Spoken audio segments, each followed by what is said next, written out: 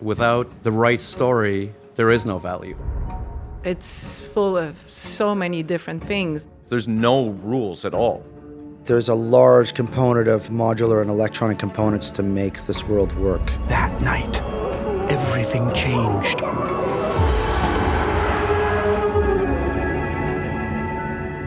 I have a question for you guys. How did you guys get the hand movements in this film? I think the one thing in the animation that really sticks out to me is the hands in this film. And the other films I never noted, like Madame Tutti, you have the eyes that are really. I find this film is the hands. It's like there's something about possible, Because there's no There's eye movements in this one. yeah, and Yeah. it's just like all the hands are like my favorite part of the animation in the entire film. Like they're always so pretty how they move. It's so wonderful. Well, you know what the funny thing about that is that happened is that when we started working with the actors, they had also been in lockdown, right? So there was no theater going on, there were Yeah. no movies going on, and these people were starved for their moment in the light. They haven't played. They And we hadn't were the played. first people to have hired them since the shit went down. And so when they came to the studio, they had like 8 times the normal energy that they would normally. They weren't tired.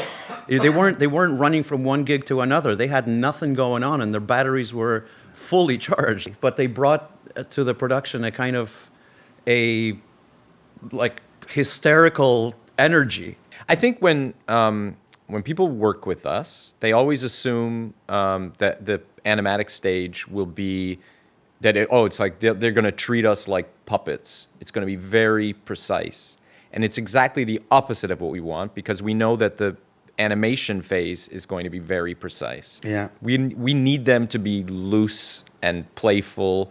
And just give us everything. Use the space. Go over here. Try it this way. Try it that way. Yeah, and we film with like 3 Yeah. cameras, 3 angles, so we have everything, and then we can choose after what's the best. Yeah, when you're working with a great reference like Stéphane Demers gave us, you're not hobbled by that. You're not. It's not. There's nothing left. It's not like there's nothing left for you to do. It ends up being a real conversation. You're having a conversation with Stéphane Demers by interpreting Stéphane's gestures through the puppet, and no one wins there. Like there's not. It's not my work or Stéphane's at the end. It's a living puppet. And then if you're lucky enough, in this case with dialogue, then Colmfior or James Hindman is the third element. And now you have, I think that's a wonderful thing about working with puppets and animation in general that actors don't get to experience, which is a character can be a conversation between 3 people that you as a viewer just think of as a character. A story kind of works like a puppet in a way that where once you start building it, you start learning its preferences. There's some things that a puppet will not do, even if you try to force it to do. It will do what it wants to do. It's just built that way. There's certain gestures it can't do because of the way you've built it. And I think a story does that too. It will reject certain directions you want to go with it and inform you in its own sublime little way of where it wants to go. And so I don't think there was ever a moment where we said, let's make a fable. There's just one character avalanched into another, and then a location came, and then a conflict came. We knew that there has to be some kind of subversion, some kind of rot, some kind of something perverse would have to end it. And without the right story, there is no value. The girl waited at the window all day, as if she thought some prince would come knocking at any moment. I was scared. The pawnbroker had planted a worm of doubt in me. It was just as he said. I was nothing. Well, in terms of like the materiality of this, there's no rules at all. Like we go everything from like plastic 3D printing to clay to silicone to even the heads of the puppets, which are supposed to look like old wood, and they have this multi-layered oil painting, and they were made of Chivant. They're actually silicone molds and painted over a white plastic that we found.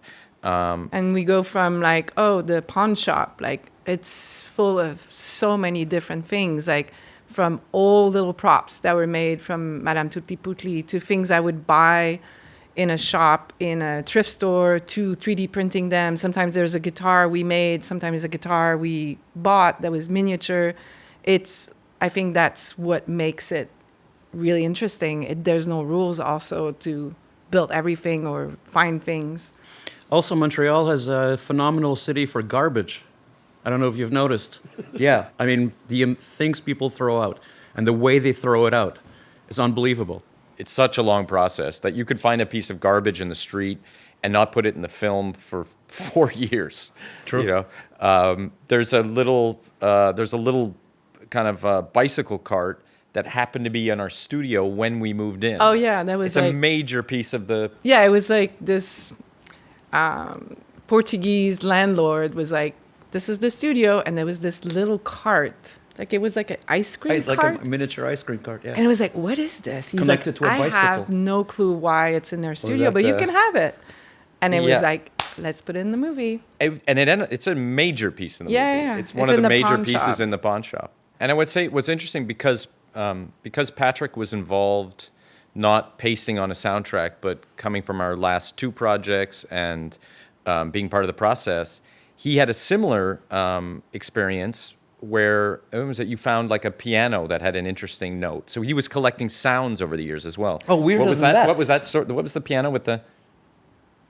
I can't remember now. Wasn't there something with the piano with The that had Parisian one note? the There Parisian was one- piano. Yeah, exactly. Like, Wasn't there a piano in Paris that you found? That there's had another piano in Paris that I use for for some of the themes. It's a 1-string piano instead of 3, which has this really beautiful tone.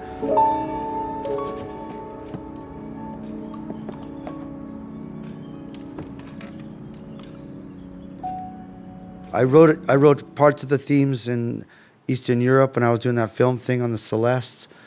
I mean, I just constantly when I work with them, I just collect all the shit and I send it to them, and then some things work and some things don't. But we always talk so early on that I always get excited and score the film like 6 times by accident. For better or worse. No, but in a fun way, just because they're fun ideas. Well, you know what was different about this one? This is the first time we didn't make a direct effort to make you work against your instincts. Because that's what we've usually done. Your music is so inherently romantic and beautiful. I mean, well, we've been working together for like 15 years now. Yeah. And for the most part, we've always tried to subvert your instincts. We always try to make you do something that you wouldn't normally do on one of your records. And this was actually the first time when we needed exactly that.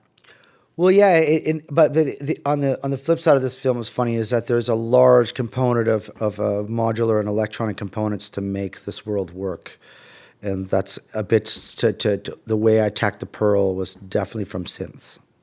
Almost all the entirety of the Pearl scenes and the Pearl sounds are all synths, like 1,000% electronic, and I thought that was also fun to counterbalance the romantic, or just like because it's an older looking kind of stop motion. I thought it was important to have a blend of some of those kind of more modern tones that even if it's hidden inside the soundtrack, but like even when the Pearl falls, that's a synth.